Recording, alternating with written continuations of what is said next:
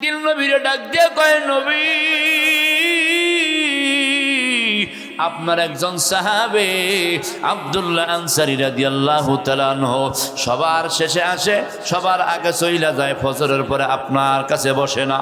এই নালিশ দেওয়ার পরে আমার নবী মনে মনে চিন্তা করে কয়, ডাক দিয়ে বলতেছেন আবু বকর, ওমর, ওসমান, আলী, তাহলে চলো আব্দুল্লাহ আনসারীর বাসায় গিয়া দেখতে হবে কি সমস্যা আছে, এটা জানতে হবে, কথা বলেন। এবার দয়ার নবী, মায়ার নবী, উম্মতের কান্ডারি নবী, উম্মতের দরদি নবী আবু বকর, ওমর, ওসমান, আলীর নিয়া আব্দুল্লাহ আনসারীর বাড়ির ভিতরে চলে গেছি। আব্দুল্লাহ আনসারীর বাড়িতে চলে যাওয়ার পর এইবার যাইয়া যখন ডাক দিতেছে, রে আব্দুল্লাহর ডাকার পরে আব্দুল্লাহর কোনো জবাব দেয় না। এইবার ডাক দিয়ে কইতেছে, আবু বকর কয়, আব্দুল্লাহ আনসারী মনে হয় বাড়িতে নাই, তাহলে এতবার ডাকি কেন জবাব নেয় না? এইবার যখন বলতেছেন, নবী বলে, চলো চলো আর একদিন আসবো, আজকে চলে যাই, হয়তো বা আব্দুল্লাহ আনসারী বাসায় নাই। হযরত ওমর বলে, এই মাত্র তো নামাজ পড়া বাসায় চলে আসছে। এবার ডাক দিয়ে যখন চলে যাইতেছে, হঠাৎ করে একটু পরে বাজারের দরজাটা খুলছেন। দরজাটা খুলিয়া তাকা দেখে রাহমাতাল লিল আলামিন পেয়ারা নবী, দরুদের নবী, নবী সাহাবা کرامদেরকে নিয়ে আমার বাসায় আসছিল, আবার চলে যাইতেছে। এই দৃশ্যটা দেখে আব্দুল্লাহ আনসারী মারছে দৌড়, দৌড়াইয়া নবীর সামনে গিয়া সালাম দিছে। সালাম দিয়া কয়, আসসালাতু ওয়াসসালামু আলাইকা ইয়া রাসূলুল্লাহ। নবী গো, নবী আপনি আমার বাড়িতে আসছিলেন কেন, আবার আমার বাসাইতে চইলা যাইতেছেন? আমি একটু জানবার চাই। এবার ডাক দেয়া করি, আব্দুল্লাহ আনসারী, তুমি প্রতিদিন ফজরের নামাজ পড়া সবার শেষে যাও, সবার আগে চলে আসো, কারণটা কি, কারণটা কি বলবা? এজন্য তোমার বাড়িতেই আসছিলাম। এবার আব্দুল্লাহ আনসারী ডাক দেয়া কয়, নবী কি বলবো, দুঃখের কথা গো নবী, আমি আপনার একজন গরিব সাহাবী। ও নবী, আমার এক টুকরা কাপড় যে পরনে দেখতেছেন, এই টুকরা কাপড়টা পরিয়া যখন নামাজের সময় হয় আমি নামাজ পড়তে যাই, আমার ঘরের ভিতরে একটা গর্ত রাখছি, একটা গর্ত খনন করে রাখছি, গুহা বানায় রাখছি। এই এলাকার মা বোনদের প্যান্ডেল আছে, শুনতেছে? ও মা, তোমাদেরকে প্রাণের বলতেছি গো মা, তোমাদের হাতে ধরে পায়ে ধরে বইলা যায়, মা গো, ও মা, তোমাদের একটা কথা বইলা যায়।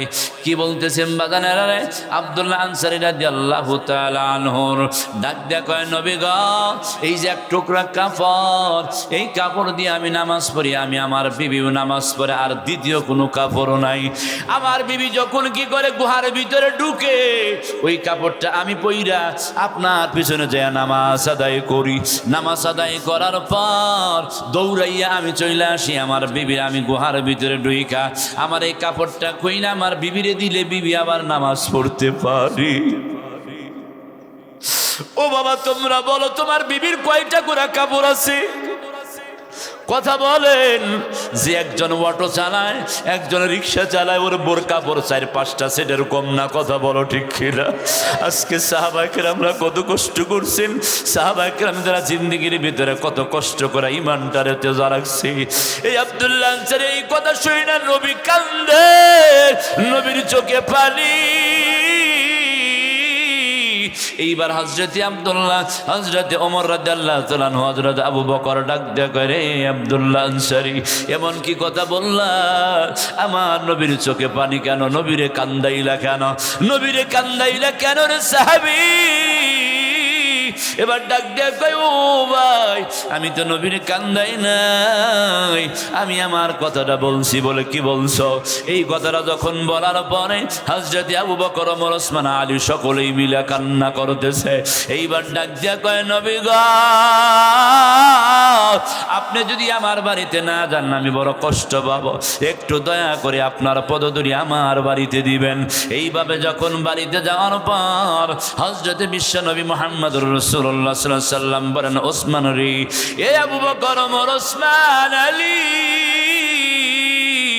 দেখো নি এক টুকরা কাপড়ের ব্যবস্থা তোমরা করতে পারোনি। হযরতে ওসমান কাপড়ের ব্যবস্থা করে দিলেন। দেওয়ার পরে বাজানেরা বাড়ির ভিতরে যখন ঢুকবে হাঁটি হাঁটি পা পা করে আবু বকর একটু যখন অদূরে গেলেন, তাকায় দেখে দুইটা শিশু মাসুম বাচ্চা কান্না করতেছে। দুইটা মাসুম বাচ্চা কান্নার আওয়াজ যখন আবু বকরের কানে গেছে, আবু বকরের কানে যাওয়ার পর এইবার আবু বকর আর একটু সামনে আই গেছে। আর একটু সামনে যাওয়ার পর তাকায় দেখে দুইজন মাসুম বাচ্চাটারে হাত পা গুলা গাছের সাথে বাইদা রাখছি। এইবার আবু বকর ডাক দিয়া কয় রে আব্দুল্লাহ, এই দুইটা ছেলে কার? এই ছেলে দুইটারে বাইদা রাখছো কেন? ডাক দিয়া কয় নবী গো, এই ছেলে দুইটা আমার, আমি নিজেই বাইদা রাখছি। বলে কেন বাইদা রাখছো বলো বলো। এবার ডাক দিয়া কয় নবী গো, এই যে আমার বাড়িতে দুইটা খেজুর গাছ দেখতেছেন, এই খেজুর গাছ দুইটা একজন ইহুদের, ওই গাছটা হাইলা আমার বাসার সামনে চলে এসেছি। আমার বাসায় আসার পরে আমার ওই খেজুর গাছ থেকে পাকা পাকা কয়েকটা খেজুর পড়ে, আর ওই খেজুরগুলো আমার সন্তানেরা খিদার যন্ত্রণায় কুইটা কুইটা মুখে দেয় আর খায়। এইবার আমি যখন নিষেধ করি, হঠাৎ করে একদিন বাজানেরা ইহুদি যখন আসছে, আসার পরে তাকে দেখলাম আমার সন্তানটা একটা খেজুর কুইটা টপ করে মুখে দিছে। ওই ইহুদি আইসা আমার সন্তানের মুখ থেকে আঙ্গুল দিয়া খেজুরটা বের করে নিছি। এই দৃশ্য দেখে আমি বাবা সইতে পারি নাই, এই জন্য গো হুজুর আমার সন্তানটারে বেঁধে রাখছি। আর একটা কথা নবী গো, আমি যদি অন্যের খেজুর গাছটাই খাই তাহলে তো আমার কি হবে না, ইবাদত তো কবুল হবে না। অন্যের খাস, এই জন্য আমি আমার সন্তানটারে বেঁধে রাখছি। এই কথা শোনার পরে আবু বকর আবু উসমান সকলেই কান্না করি। কান্না করার পরে আমার নবী ডাক দেয় কয় রে উসমান, এই খেজুর গাছের ব্যবস্থা তুমি করো। এই কথা বলার পরে দয়ার নবী মায়ার নবী বলতে দেরি, হযরতে ওসমান গনি দৌড়াইয়া ওই ইহুদির বাড়িতে গেছি। ইহুদির বাড়িতে যাইয়া ডাক দে বলতেছি, ইহুদি ভাই রে, ওরে ইহুদি ভাই, ওই দুইটা খেজুর গাছ তোমার কাছে আমি চাই, বিনিময় তুমি কি চাও বলো। এবার ইহুদি ডাক দিয়া বলতেছেন ভাই, ইহুদি ডাক দিয়া বলেন আমার ওসমান শোনো, ওই দুইটা গাছ আমার বড় দামি, ওই দুইটা গাছ যদি তোমার নিতে হয় তাহলে 100 খেজুর গাছের চারা আমারে দিতে হবে। কত? 100। বলে 100 খেজুর গাছের চারার বাগান দিলে দিবা? বলে হ্যাঁ। তখন বলতেছেন ওই ইহুদি শোনো, ওই যে আমার একটা বাগান, ওই বাগানে 200-250 উপরে গাছ লাগানো আছে, পুরা বাগানটাই তোরে আমি দিয়ে দিলাম। বলেন সুবহানাল্লাহ। দেওয়ার পরে দুইটা গাছ নিয়ে দৌড়াইয়া নবীর কাছে আসছে। নবী গো, এই যে গাছ দুইটা আমি নিয়ে আইছি, এবার এই 2 গাছটা আব্দুল্লাহ আনসারীর ছেলের জন্য আপনি অক্ষ করে দেন। আমার নবীর হাতে যখন দিলেন, দেওয়ার পরে হযরতে আব্দুল্লাহ আনসারীর সন্তানদেরকে বললেন, আব্দুল্লাহ তোমার ছেলে দুইটার হাত পা বেঁধে খুলে দাও। বেঁধে খুলে দেওয়ার পরে যখন খুলে দিছে, দেওয়ার পরে সন্তান দুইটা খুশির চোটে নবীর দৌড়াইয়া নবীর আইসা কোলে উঠে গেছে। আমার নবী দুইটা সন্তান এভাবে জড়ায়া ধরা বলতেছেন, বাবা আজ থেকে তোমাদের 2 ভাইয়ের জন্য এই খেজুর গাছ দুইটা আমি অক্ষ করে দিলাম। বলেন সুবহানাল্লাহ। ওই সন্তান দুইটা যে খুশি হয়েছিল, কোটি কোটি টাকার বিনিময়ে এই খুশি কিনা পাওয়া যাবে? জোরে বলেন। কোটি টাকা দিলেও সেই খুশি হবে না যেই সন্তান দুইটা এত খুশি হয়েছে। খেজুর গাছ দুইটা পায়া, পাকা খেজুর গাছ 2 ভাই খুশিতে আত্মহারা হয়ে চলতেছে। এবার আমার কথার বলা উদ্দেশ্য হলো, নামাজ দেখেন এত কষ্ট করছে, এক টুকরা কাপড় নিয়ে বিবি পড়ছে, সে পড়ছে, এরপরেও আব্দুল্লাহ আনসারী নবীর পিছনে নামাজ পড়া বাদ দেয়? নামাজ পড়া বাদ দিছে? জোরে বলে। নামাজ পড়া বাদ দেয় নাই, নামাজ পড়া বাদ দেয় নাই। এজন্য মুমিনের 4 নাম্বার গুণ হলো আল্লাযীনা ইউকিমুনাস সালাত। 5 ওয়াক্ত নামাজ কায়েম করবা। কয় ওয়াক্ত বলেন? 5 ওয়াক্ত নামাজ কায়েম করবা। 5 নাম্বার বাজানেরা, 5 নাম্বার আমার আল্লাহ পাক রব্বুল আলামিন বলেন, ওয়া মিম্মা রাযাকনাহুম ইউনফিকুন।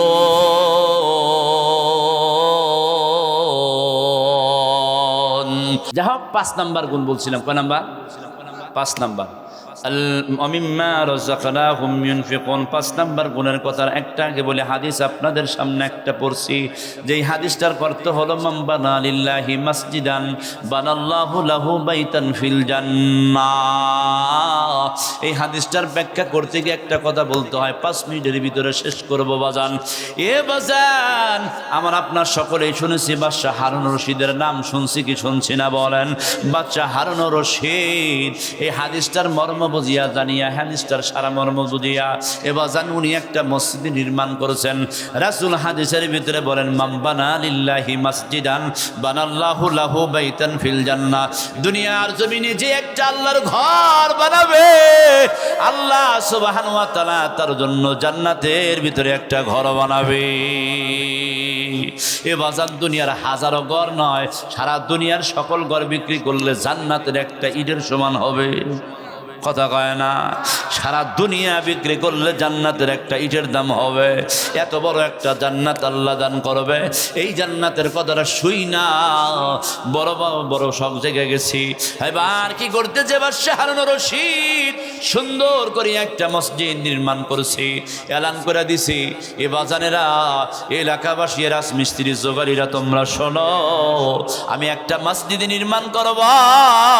এই মসজিদটা নিজ অর্থায়নে করব, কারো অনুদান নিব না, কারো অনুদান নেওয়া হবে না। তোমরা বলে দিবা কার অনুদান নিব না, আমি আমার নিজ অর্থায়নে একটা মসজিদ নির্মাণ করবার চাই।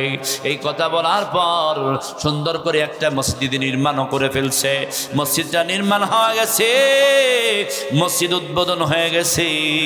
মসজিদে হাজার হাজার মুসল্লিরা নামাজ আদায় করে নামাজ পড়তেছি। আমার আল্লাহ সুবহানাহু ওয়া তাআলা 2 জন ফেরেশতা পাঠাইয়া দিছি। 2 জন ফেরেশতা পাঠাইয়া দিয়া এবার ডাক দিয়ে বলতেছেন ফেরেশতারা, যাও আমার হারুন রশিদরে যাও, হারুন রশিদরে গিয়া ওর জন্য যেই জান্নাতটা আমি বরাদ্দ করছি ওই জান্নাতটা একটু ঘুরায়া ঘুরায়া দেখায় নিয়ে আস। এইবার ঘুমের ঘরে বাজানেরা বাদশাহ হারুন রশিদরে নিয়া 2 জন ফেরেশতা ধইরা কি করতেছেন, নিয়ে যাইতেছে তার জান্নাত দেখাবে। এইবার তার জান্নাতের ভিতরে ঢুকছে, জান্নাতের ভিতরে ঢুইকা জান্নাতটারে দেখাইতেছে। জান্নাত ঘুরে ঘুরে ঘুরে ঘুরে সবগুলো জান্নাত দেখাইছেন, নাচ নিয়ামতগুলো দেখাইছেন। দেখানোর পর এবার জান্নাতের ভিতর থেকে বের হয়ে যাবে। বের হওয়ার পর তাকে দেখি ওই জান্নাতের গেট সোজা, আর একটা জান্নাত ওই জান্নাতের মতো হুবহু ওই জান্নাতের মতো আর একটা জান্নাত আল্লাহ বানায় রাখছি। এই কথা বলার, এই দৃশ্যটা দেখার পর এইবার বাদশাহ হারুন রশিদ মনে করছি ওই জান্নাতটা মনে হয় আমার জন্যই আল্লাহ বানাইছি, যা ওই জান্নাতটাও একটু ঘুরে দেখাহি। এইবার জান্নাতের ভিতরে যখন যাইবে, যাইতেছে যাইতে নিচে কিন্তু বাজান যা দেখে জান্নাতের গেটের ভিতরে অন্য মানুষের নাম লেখা। গেটের দারোয়ান আছে, দারোয়ান ডাক দিয়ে বলতেছেন, ভাই আপনার জন্য এটা নয়। গেটের ভিতরে তাকায় দেখেন কার নাম, গেটের ভিতরে তাকায় দেখে আহমদ বিন মুসা তার নাম। এই কথা বলার পরে দৃশ্যটা দেখা হারুন রশিদ চলে আসছি। আসার পরে যখন ঘুম ভেঙে গেছি, সকালবেলা উঠিয়া রাজমিস্ত্রি জোগালিদেরকে ডাকছি। ডাকার পর বলতেছেন, এ রাজমিস্ত্রি জোগালি ভাইরা রে, এই যে আমি মসজিদ করলাম, এই মসজিদে কি তোমরা কারো অনুদান নিছো নাকি? কয় না না বাদশাহ জাহাপানা, আপনি তো নিষেধ করেছেন, এই জন্য কারো অনুদান আমরা নেই নাই। তবে কেন অনুদান নেও নাই? অনুদান নেও যে তোমরা নিছো নাকি বলো? করে না না না কেউ নেই নাই। এইবার ডাক দিয়ে বলতেছেন, তাহলে তোমাদের মধ্যে কে আছো? তার নাম আহমদ বিন মুসা, কে তোমাদের মধ্যে কে আছো বলো। এইবার এক প্রান্ত থেকে একজন যুবক দাঁড়ায় গেছি। যুবক দাঁড়ায় কয়, বাদশাহ আমার নাম হলো আহমদ বিন মুসা। এইবার বাদশাহ হারুন রশিদ ডাক দিয়ে কয়, বাবা আয় আয় আয় আয়, এদিকে আয়। এদিকে আসার পরে ডাক দিয়ে বলতেছেন, বাজান রে, এ বাজান তুমি এমন কি ইবাদত করছো যে ইবাদতের কারণে আমার মতো জান্নাত আল্লাহ তোমারও একটা দিছি। এই কথা বলার পর ডাক দিয়ে বলে, এ বাদশাহ বেয়াদবি মাফ করবেন গো বাদশাহ। আমি আমার বাবার পৈতৃক সম্পত্তির ভিতরে একটু জায়গা গর্ত খনন করেছিলাম। গর্ত খনন করতে গিয়া দেখি কিছু 2-3টা লাল পাথর পেয়ে গেলাম। 3টা পাথর আমি পাইছিলাম। ওই 3টা পাথর আইনা আমি ধুইয়া পরিষ্কার কইরা হাতে নেওয়ার পরে দেখি আপনি যে মসজিদ নির্মাণ করলেন গো বাদশাহ, মসজিদ নির্মাণের জন্য যে পাথরগুলা স্তূপ দিছে, ওই পাথরগুলার সাথে আর আমার এই 3টা পাথরের সাথে হুবহু মিল দেখা যায়। এই জন্য মনে মনে চিন্তা করছি এই পাথরগুলো আপনার ওই পাথরের ভিতরে দিয়ে দিব, কিন্তু আপনি তো নিষেধ করেছেন, আপনি কারো অনুদান নিবেন না। এই জন্য আমি দেই না। একদিন দেই না, 2 দিন দেই না, 3য় দিন আমার একদম কে যেন ঘুমের ঘরে ডাক দিয়া কইতেছি, রে আহমদ বিন মুসা, এখনো বয়া রইছো কেন? মসজিদের কাজ তো শেষ হয়ে যাইতেছে। যা যা যা, তোর ওই 3টা পাথর বাদশাহ হারুন রশিদের পাথরের ভিতরে নিয়া তুই রেখে আয়। এজন্য গো বাদশাহ বেয়াদবি মাফ করবেন। আমি এই জন্যই আমার ওই 3টা পাথর আপনার ওই পাথরগুলার ভিতরে নিয়ে রেখে আসছিলাম, গভীর রাত্রিতে রেখে আসছিলাম। এই জন্য গো বাদশাহ এই 3টা পাথর দিছে, একটাই নেক আমল, আর কোনো আমল নাই। এই কথা বলার পর বাদশাহ হারুন রশিদ বসতে আর বাকি নাই। বাদশাহ হারুন রশিদ দান দিয়া বুকের ভিতরে নিয়ে ডাক দিয়া কয়, বাজান রে, এ বাজান, এজন্য আমি একটা পুরা মসজিদ নির্মাণ কইরা আমি আল্লাহর কাছে যেই জান্নাতটা পাইছি, তুই 3টা পাথর আমার পাথরের ভিতরে জমা দিয়া আমার আল্লাহ তোর জন্য আমার মতো হুবহু ওই রকম একটা জান্নাত আল্লাহ তোর জন্য বানায়া দিছে। উলাইকা হুমুল মুমিনুনা হাক্কান লাহুম দারাজাতুন ইনদা রাব্বিহিম ওয়া মাগফিরাতুন ওয়া রিজকুন কারীম।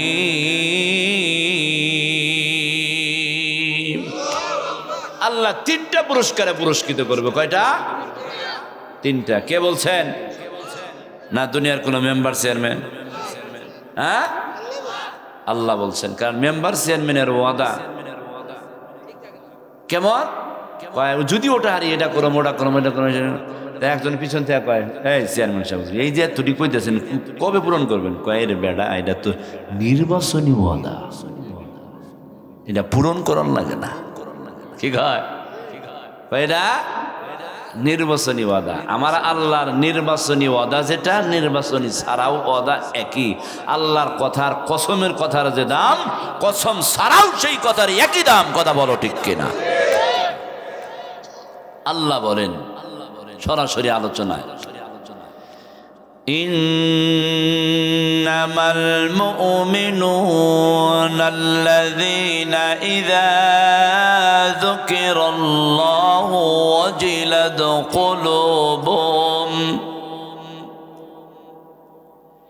ইন্নামাল মুমিনুনা আল্লাযীনা ইযা যুকিরাল্লাহ। মুমিন বান্দাদের 1 নাম্বার গুণ হলো যেই মুমিনের সামনে আল্লাহর নাম লওয়া হবে ওই মুমিনের ঈমান বাড়তে থাকবে।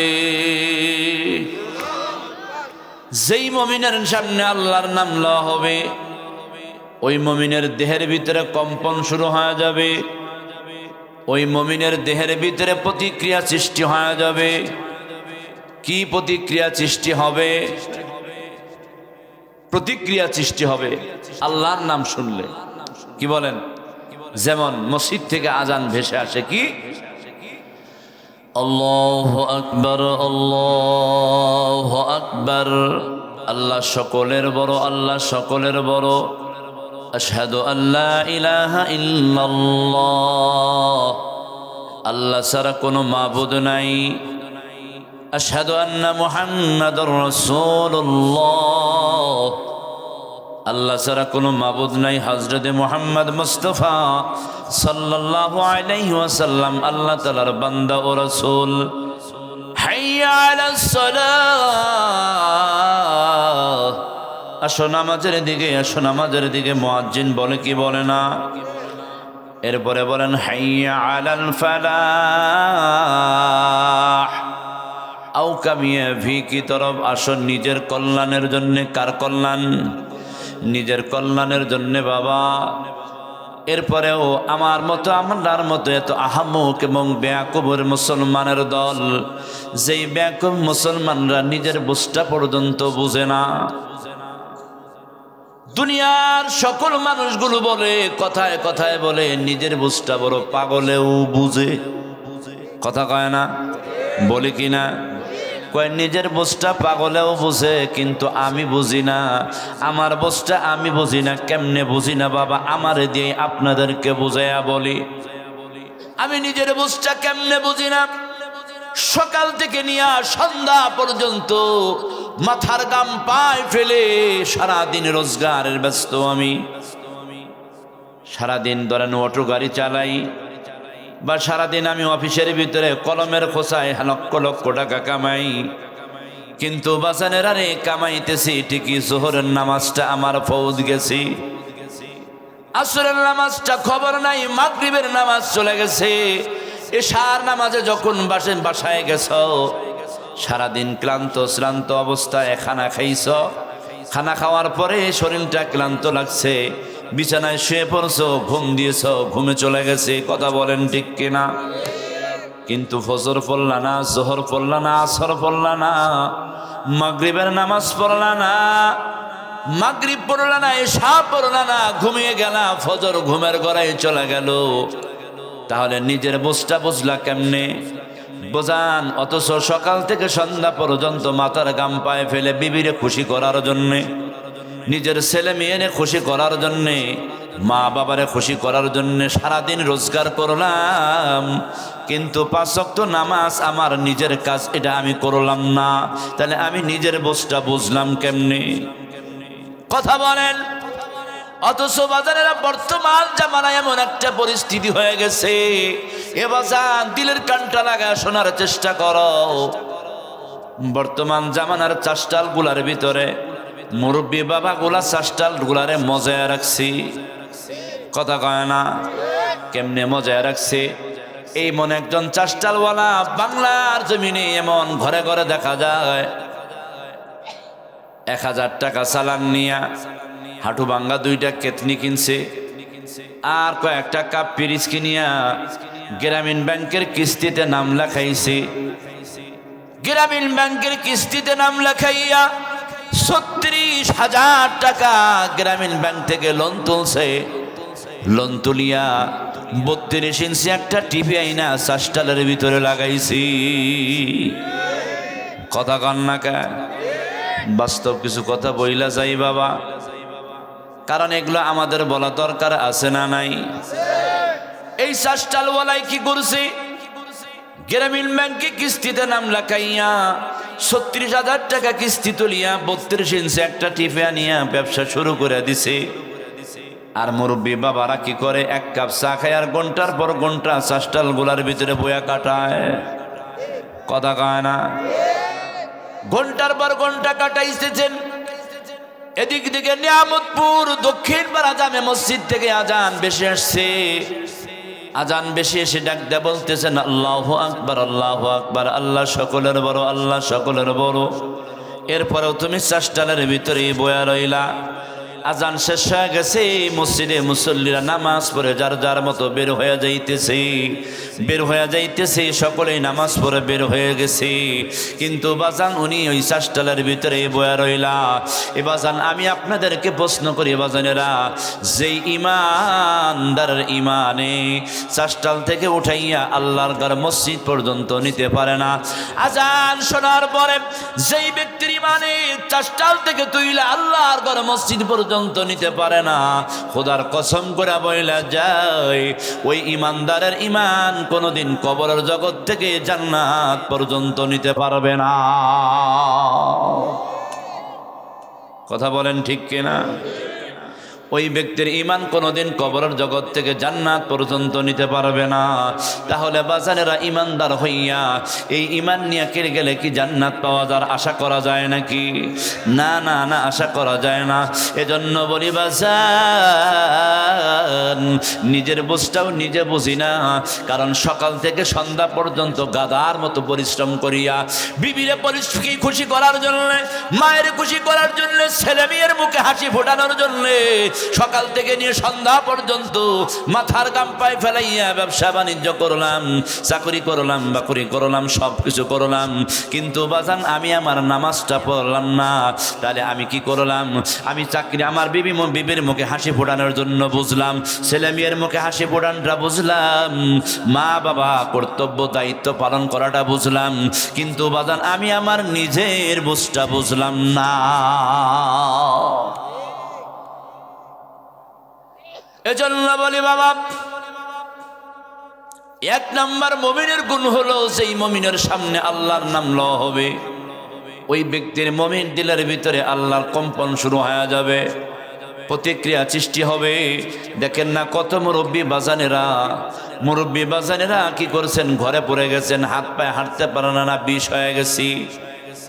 মসজিদ থেকে যখন আজান দেয় অজরে অজান্তেই চোখ দিয়া পানি ঝরে, পানি ঝরতে থাকে, আর আল্লাহর কাছে ডেইকে ডেইকে কয়, আল্লাহ,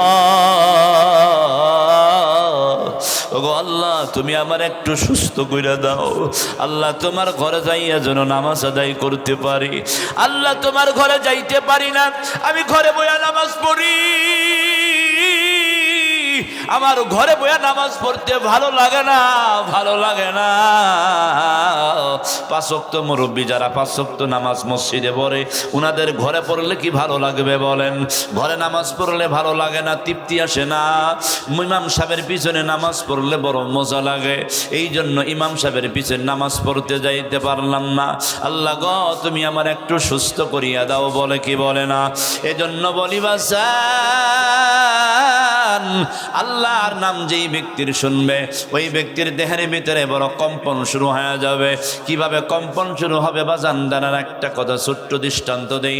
আব্দুল্লাহ ইবনে মুবারক এ বাজানেরা প্রখ্যাত আলেমে দিন ছিলেন, বাগদাদ শহরের আলেমে দিন ছিলেন বাজানেরা। দুনিয়ার জগৎ ছেড়ে চলে গেলেন। হঠাৎ করে একদিন তার স্বপ্নের যুগে এক শাগরিদরে স্বপ্নের যুগে দেখায়া ডাক দেয়া বলতেছেন, হুজুর আপনি কেমন আছেন? আমার আল্লাহ আপনার সাথে কি মুআমালা করেছেন? ডাক দেয়া বলেন, ভাই আমার আল্লাহ আমার সাথে উত্তম মুআমালা করেছেন রে ভাই, আল্লাহ আমার জান্নাত দিছে, তবে একটা কথা যাই না নাও, শুই না নাও, আমার যে জান্নাতটা আল্লাহ দিছে, আমার চাইতে বড় জান্নাতটা আমার সামনের বাড়িওয়ালাই পাইছি। বলে, হুজুর গো সামনের বাড়িওয়ালাতে একটা কামারের বাড়ি, কামার আপনার চাইতে বড় জান্নাতটা কেমনে করে পাইলো? এই কথা বলতে বলতে ঘুম যখন ভেঙে গেল, ঘুম ভেঙে যাওয়ার পরে বেটা দৌড়াইয়া সকালবেলা উঠিয়া কামারের বাড়ি চলে গেছি। কামারের বাড়ি যায় জিজ্ঞাসা করে, এ বোন আপনার স্বামী এমন কি ইবাদত বন্দেগী করেছে একটু বলবেন কি?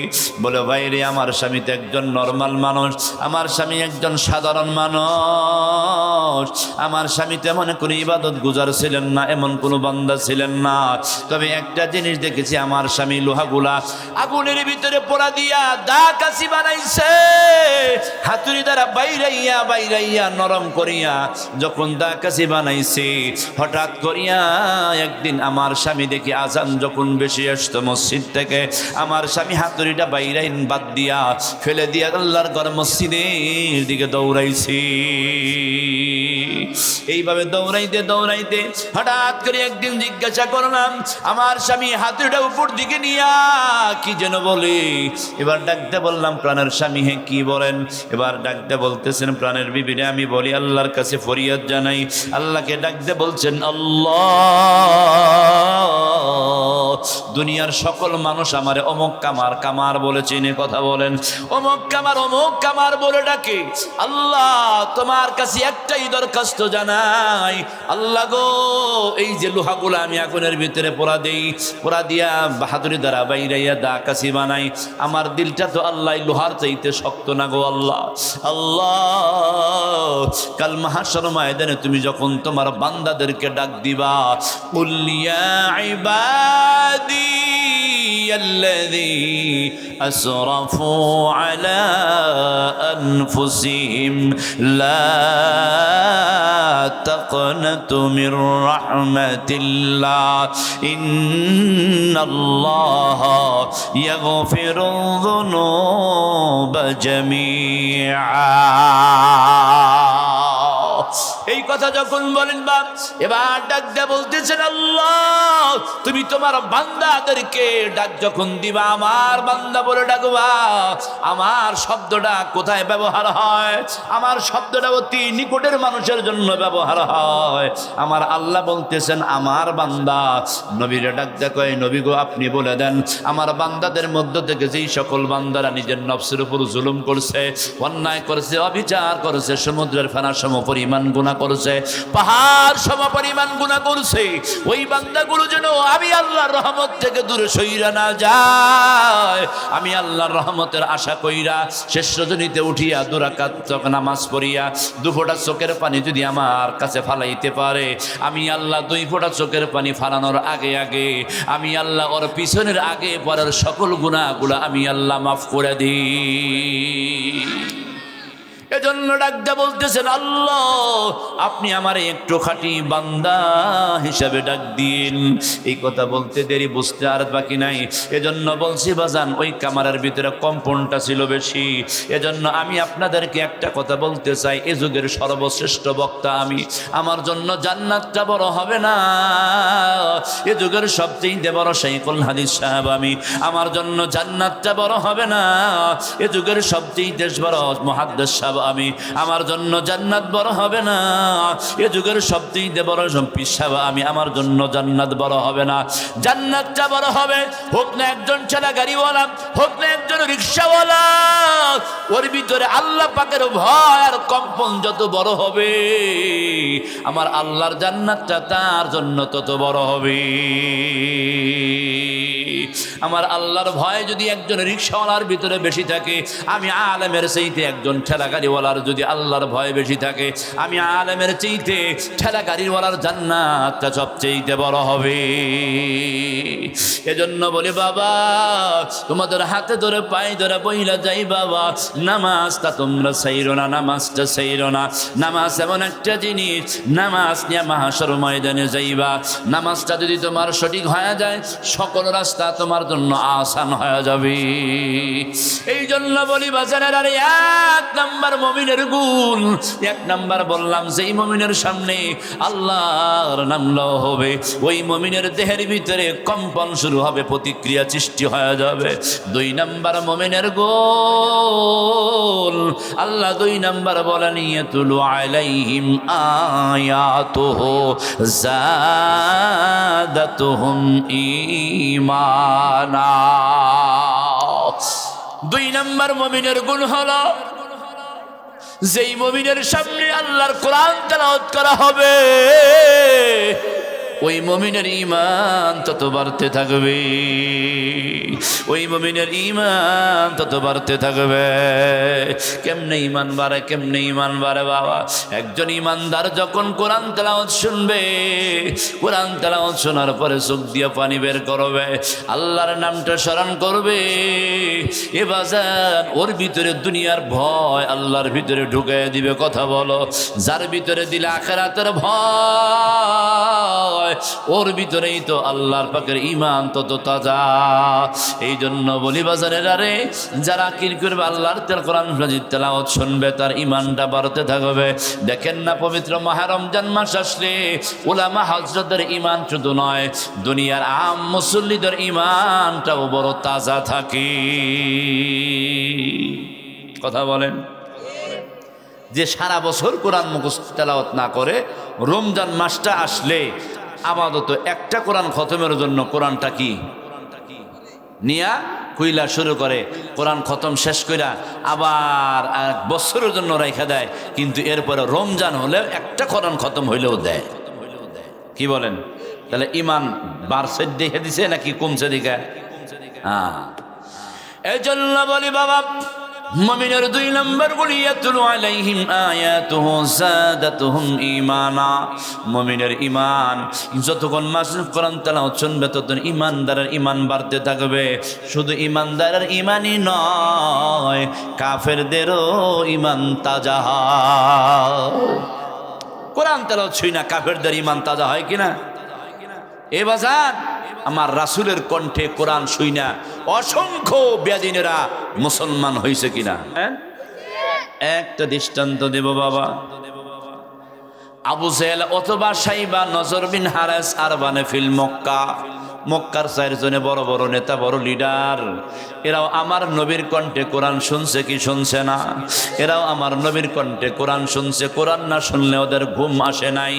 এই আবু জেহেলেরা দেখলো আমরা যখন শুনি এবং মুহাম্মাদের কণ্ঠে কোরআন শুই না শত শত মানুষগুলা দলে দলে মুসলমান হয়ে যাইতেছে, মুহাম্মাদের দলটা বড় বাড়ি হয়ে যাইতেছে। এবার কি করা যায়? মুহাম্মাদকে শেষ করা যায় কি কইরা? এই চিন্তা ভাবনা করিয়া জামাত ইয়ামান দেশ থেকে একজন জাদুঘর ভাড়া করে আনছে। কি ভাড়া কইরা? জাদুঘর ভাড়া করে আনছে। ইয়ামান থেকে একজন জাদুঘর ভাড়া করে আনছে যার নাম জামাত। এই জামাত নামে জাদুঘরটা আনিয়া ডাক দিয়ে বলতেছে, নিয়ে জামাত রে শোনো, মুহাম্মদ আব্দুল্লাহর ছেলে মুহাম্মদ এমন একজন বড় জাদুঘর, কন্যা ওযুবিল্লাহ বলে এমন একটা কণ্ঠে তেলাওয়াত করে, যেই তেলাওয়াতটা শোনার সাথে সাথে শত শত দল মানুষগুলো দলে দলে কালেমা পইরা মুসলমান হয়ে যায়। এই জন্য ওরে একটু জাদুটনা কইরা দেখো মাইরা ফলাইতে পারো নাকি? এই জন্য মারার জন্য বলতেছি রে ভাই, তুমি একটু জাদুটনা কইরা যেভাবে হোক করে খতম করে দিতে পারবানি? বলে আমি পারবো, তবে একটা আমার উপঢৌকন দিতে হবে অনেক। বলে তুমি কি উপঢৌকন চাও? যত উপঢৌকন চাও তোমারে দেওয়া হবে, কিন্তু এই কথা মনে রাখবা, তুমি কিন্তু যাইয়া আবার মুহাম্মাদের জাদুর মন্ত্র ধইর না। তুমি আবার মুহাম্মাদের কাছে যাইয়া মুহাম্মাদের পাগল হইয়া যাও না। তোমার মতো বহু মানুষ গেছে, তোমার মতো বহু মানুষ গেছে মুহাম্মাদের দরবারে, মুহাম্মাদের দরবারে যাইয়া মুহাম্মাদের গোলাম হইয়া মুহাম্মাদের কালেমায় কালেমা পইরা সেইখান থেকে বের হইছি। কথা কয় না? এজন্য বলি জামাতকেও নিষেধ করতেছে আর বলতেছে, জামাত তুমি কি পারবানি? কয় হ্যাঁ হ্যাঁ অবশ্যই পারবো, অবশ্যই পারবো। এবার উপঢৌকন নিয়ে যখন রওনা দিছে, রওনা দেওয়ার পর আমার নবী, দয়ার নবী, মায়ার নবী, উম্মতের কান্নারি নবী, উম্মতের দরদি নবী দারুল আরকামের ভিতরে বয়া বয়া কোরআন তেলাওয়াত করে, ইয়াসিন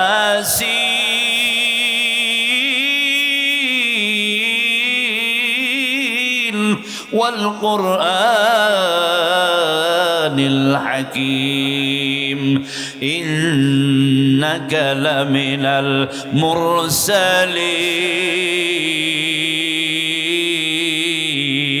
المرسلين।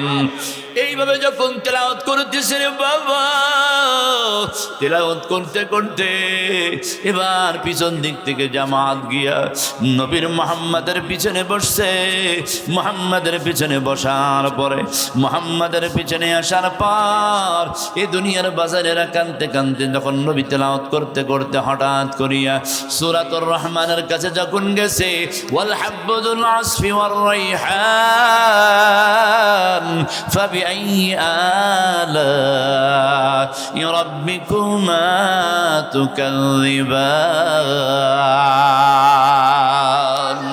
এই তেলাওয়াত যখন করছে রে বাবা, তেলাওয়াতটা যখন করতেছে, তেলাওয়াতটা শুনতে শুনতে বাজানেরা এই কোরআন তেলাওয়াতের ধাক্কা লাগতে লাগতে লাগতে জামাতের দেহের ভিতরে যত কুফরি শক্তিগুলো ছিল, ওই কুফরি শক্তিগুলা পুইরা সারকার হইয়া আমার আল্লাহর কোরআনের নূর ওর ভিতরে ঢুইকা গেছি। কোরআনের নূর যখন ডুইকে গেছে, এইবার জামাতের চোখ দিয়া অজন্তেই গোরা গড়ায় পানি পড়তেছে। আমার নবী যখন তেলাওয়াত বন্ধ কইরা, নবী তেলাওয়াত বন্ধ কইরা যখন বসছে রে বাজান, তাকায়া দেখতেছে জামাতের চোখ দিয়া গড়ায় গড়ায় পানি পড়ে। এইবার ডাক দিয়া বলতেছেন, ভাই কে গো তুমি? তোমার চিনি না, তুমি কেমনে করে কি করতেছো? একটু জিকির। ভাই অনেক মানুষ দাঁড়ায় আসতেছে, আসবে ইনশাল্লাহ, আরো মানুষ আসবে ইনশাল্লাহ। ওই যে অনেক জায়গা খালি, অনেক জায়গা খালি, আপনারা আসেন তো, সামনে যার যার সামনের জায়গাগুলো পূরণ করে বসেন। এই গেট থেকে একটু এদিকে আসেন, আসেন। হ্যাঁ সবাই যার যার সামনের জায়গাটা একটু পূরণ করে বসেন। আর গেট থেকে এই যে বাহিরে কেউ দাঁড়া থাকবে না, ভিতরে ঢুকে যান। এই পাশে অনেক জায়গা আছে আলহামদুলিল্লাহ। আসেন বাবা, আসেন বাবা, আপনাদের পায়ে ধরে কই বাবা, আসেন সবাই যার যার সামনের জায়গাগুলো আসেন। মাশাআল্লাহ, আজকের মাহফিল কবুল হয়েছে। এই কি কোন, আজকের মাহফিল কি কবুল? আল্লাহর দরবারে কবুল। কারণ আপনাদের চেহারা দেখে বলতেছে, আমার মন সাক্ষী দিচ্ছে আজকের মাহফিল আল্লাহর দরবারে কবুল হয়ে গেছে। এজন্য হ্যাঁ মাশাআল্লাহ, জায়গা বের হয়েছে। মাশাআল্লাহ, আসেন। আল্লাহু আকবার, আল্লাহ আল্লাহ আল্লাহ আল্লাহ আল্লাহ আল্লাহ আল্লাহ আল্লাহ আল্লাহ আল্লাহ আল্লাহ আল্লাহ আল্লাহ আল্লাহ। একটু হাত তুলেন দেখি সবাই। মাশাআল্লাহ, হাত তুলেন সবাই। নারায়ে তাকবীর, নারায়ে তাকবীর। আল কোরআনের আলা নারা দেন। মাশাআল্লাহ মাশাআল্লাহ, উঁচু করেন মাশাআল্লাহ। আল্লাহর দরবারে ক্যামেরা হইতেছে রে বাজান, হাতটা নামায়া দেন। এজন্য দারুল আরকামে নবী যখন কোরআন শুনতেছিলেন, জামাত পিছনের দিকে তাকায়া দেখে জামাতের চোখ দিয়া গড়ায় পানি পড়তেছে। এইবার ডাক দিয়া বলে, ভাই আপনি কে গো? তুমি, তোমার চিনি না, তুমি কোথায় থেকে আসছো? বলে, আমি ইয়ামান দেশ থেকে। জামাত আমার নাম, আমারে কি করছেন? আবু জেহেল ভাড়া করছেন কোন দিয়া। এবার ডাক দেয়া বলে, কেন? বলে, আপনি নাকি বড় জাদুঘর, আপনার জাদু মন্ত্র গিয়া আপনার দলে মানুষগুলো নিয়ে যাইতেছেন। এ ভাই, এজন্য আপনার জাদু মন্ত্রগুলো শোনার জন্য আসছি। মুহাম্মদ সাল্লাল্লাহু আলাইহি ওয়াসাল্লাম মুস্কি একটা হাসি দিয়া কি করলেন? মুস্কি একটা হাসি দিয়া বললেন, ভাই তুমি তো সবথেকে বড় জাদুঘর, তাহলে তুমি যদি জাদুঘর হয়ে থাকো, জাদুর মন্ত্রগুলা তুমি অবশ্যই বুঝবা। কথা বলে, জাদুঘর হয়ে থাকলে তো জাদুর মন্ত্রগুলা বুঝবে, কারণ ইঞ্জিনিয়ার বুঝবে একটা বিল্ডিং করতে গেলে কয় মন রড আর কয়টা কি সিমেন্ট লাগবে। কথা বলেন। একজন ডাক্তার সাহেব বুঝবে জ্বর আসলে কোন বড়ি দিতে হয়, আমাশা হইলে কোন বড়ি দিতে হয়। এবার একজন আলেম বুঝে নামাজ পড়ে দাঁড়াইলে কি করতে হয়। একজন কৃষক বুঝে এক পাখি জমিতে কয় কেজি ধান বুনতে হয়। এই জন্য বলি বাজান, এবার নবী, দয়ার নবী, মায়ার নবী ডাক দিয়া বলতেছেন, জামাত ভাই তাহলে আপনি তো বুঝবেন, জাদু মন্ত্রগুলা বুঝবেন, তাহলে আমি পড়ি, দেখেন তো আমার কি মন্ত্রগুলা জাদুর মন্ত্র নাকি। এইবার নবী ডাক দিয়া পড়তেছেন, বলেন, আর রহমান আল্লামাল কুরআন খালাকাল ইনসানা আল্লামাহুল বায়ান আশ-শামসু ওয়াল কমারু বিহুসবান। এই আয়াতগুলো যখন পড়তেছিলেন বাবা, পড়ার পরে বাবা ডাক দিয়া বলতেছেন, দেখেন আরো তোর যোগ দিয়া গড়ায় পানি পড়তেছে। আমার নবী তেলাওয়াত বন্ধ করার পর জামাতের চোখ দিয়া দেখে গড়ায় পানি পড়তেছে। এইবার ডাক দিয়া বলতেছেন, ভাই রে তুমি নাকি জাদুর চর, জাদুর মন্ত্রগুলা তো তুমি বুঝো, দেখো আমি যেইগুলা পড়তেছি নাকি আসলে কোনো জাদুর মন্ত্র নাকি। এইবার জামাতের ওই যে কোরআনের ধাক্কা লাগতে লাগতে ওর কবরের শক্তিগুলা বের করে দিয়া পুইরা সারকার হইয়া আমার আল্লাহর কোরআনের নূর ওর সিনার ভিতরে ঢুকে দিছে। এইবার জামাত ডাক দিয়া কই ভাই না না না না, ও মুহাম্মদ, এটা আসলে এই দুনিয়ার কোনো মানুষের কোনো কথা বানানো কোনো কথা নয়, এটা আসলে আমার আল্লাহর ঐশী কালাম। আল্লাহ পাক রব্বুল ইজ্জতের ঐশী কালাম। এই কথা বলার পর এবাজান জামাতের চোখ দিয়ে যখন পানি, জামাত ডাক দিয়া কয় মুহাম্মদ, ও মুহাম্মদ, আপনার কোরআনের প্রেমে আমি পড়ে গেছি, আপনি যেই মন্ত্রগুলা পড়ছেন এই মন্ত্রের প্রেমে আমি পড়ে গেছি, আর দেরি কইরেন না, আপনি আমার হাতে হাত দিয়ে কালেমা পড়ে মুসলমান বানাইয়া দেন। এই জন্য আল্লাহ পাক রব্বুল আলামিনের আয়াতের ভিতরে বলেন, ও বাজার ইয়াতুলু আলাইহিম আয়াতুহু যাদাতুহুম ঈমানা, যাদাতুহুম ঈমানা। 2 নাম্বার মুমিনের গুণ হলো যেই মুমিনের সামনে কোরআন তেলাওয়াত করা হবে ওই মুমিনের ঈমান তত বাড়তেই থাকবে। কোরআন তেলাওয়াত যত শুনবে মুমিনের ঈমান তত বাড়তে থাকবে। জোরে বলেন আল্লাহু আকবার, আরো জোরে বলেন আল্লাহু আকবার। এজন্য বলি বাজান, মুমিনের গুণ, মুমিনের গুণ, মুমিনের 2 নাম্বার গুণ। 3 নাম্বার মুমিনের গুণ বলা হয় ওয়া আলা রাব্বিহিম ইয়াতাওয়াক্কালুন। 3 নাম্বার মুমিনের গুণ হলো, 3 নাম্বার মুমিনের গুণ হলো যারা মুমিন হবে, যারা মুমিন হবে তারা কি হবে জানেননি? যারা মুমিন হবে মুমিনরা অল্পতেই তুষ্ট থাকবে। কি থাকবে বলেন? অল্পতে দুষ্ট থাকবে। তাওয়াক্কুলের আবিদানি করতে হলো বাজান। তাফসীর ইবনে মারিফ ইবনে কাসিরের ভিতরে লেখেন তাওয়াক্কুলের পূর্ণ আস্থা এবং ভরসা আবিদানি করতে হলো, তা পূর্ণ আস্থা বা ভরসা রাখা একমাত্র কার উপর? জোরে বলেন আল্লাহ পাক রব্বুল আলামিনের উপর। এই জন্য বলছি বাজান, এই দুনিয়ার বাজানের রে তাওয়াক্কুলের আবিদানি করতে হলো পূর্ণ আস্থা বা ভরসা রাখে একমাত্র আল্লাহর উপর। তাহলে আল্লাহ পাক রব্বুল ইজ্জত আমারে যা দিছে অল্পতেই সন্তুষ্ট থাকা, অল্পতেই কনাআত করা। কথা বলেন ঠিক কিনা? এই জন্য বলছি বাজান, মুমিনের 3 নম্বর গুণ হলো ওয়া আলা রাব্বিহিম ইয়াতাওয়াক্কালুন। পূর্ণ আস্থা বা ভরসা রাখবে মুমিনরা কার উপর? আল্লাহ পাকের উপর পূর্ণ আস্থা বা ভরসা রাখে। এই জন্য 4র্থ নাম্বার গুণ বাজান, 4র্থ নাম্বার গুণ আমার আল্লাহ সুবহানাহু ওয়া তাআলা বলতেছেন আল্লাযীনা ইউকিমুনাস সালাহ। মুমিনের 4 নাম্বার গুণ। কয় নাম্বার? 4 নাম্বার গুণ আল্লাযীনা ইউকিমুনাস সালাত। মুমিন যারা হবে 5 ওয়াক্ত নামাজ তারা কায়েম করবে। কয় ওয়াক্ত নামাজ? 5 ওয়াক্ত নামাজ কায়েম করবে। 5 ওয়াক্ত নামাজ কায়েম করবে। এ বাজান আমরাও নামাজ পড়ি, সাহাবা একরামরাও নামাজ পড়েছে। কথা কয় না? আমরাও নামাজ পড়ি, সাহাবা একরাম নামাজ পড়েছেন। আমরা নামাজ পড়ি, নামাজের ভিতরে কোনো মজা লাগে না।